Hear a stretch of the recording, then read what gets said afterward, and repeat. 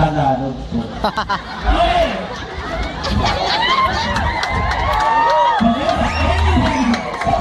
Okay. Tagalogin mo yan eh. Kung tatanggalin mo ang isang daliri sa iyong kamay, yung pinaka-hindi mo, feel mo, pinaka-walang silbi. Ano sa mga daliring iyon at bakit? Para sa iyo Ay, ba, sisig.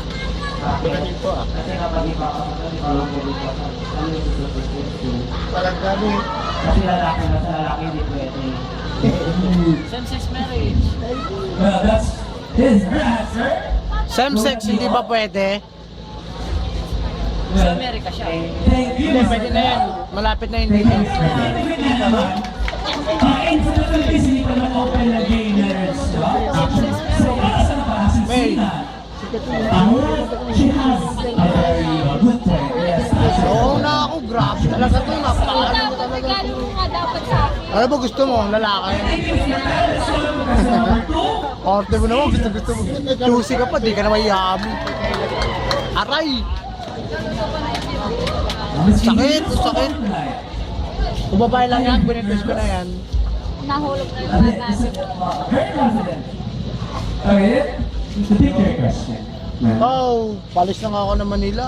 Yung nga dapat. It's question number 5. Kailangan mo pa ako. Yun na. Sige na, Kuya Jerry. Gusto mo There's one thing that you want to change in your brand. Ito na pa ako kuripot nun. Hindi What pa would it be and why? I repeat. If there's one thing Lagi ka naman that you kotok want pag to nandito change eh. in your barangay, what would it be and why? Sige na. Okay, ladies and gentlemen, Sige na. in my answer, you will all relate to me.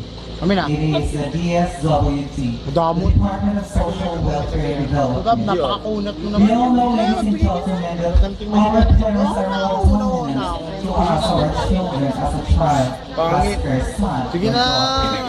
It is that our parents sometimes become more educated or regarding or disciplining us as a person, as a child, or a son or a daughter. With this matter, we all know that DSWD is an monitor to protect the child in child abuse and molestation of the human rights. In these, ladies and gentlemen, I can see every day in my daily life, I can see that every parent or mother or father can dominate a being dominant to a person, to a son or a child. In this, I can see DSWD or Department of Social and Welfare Development is not monitoring equally or exactly what a parent should do in disciplining a child. Thank you.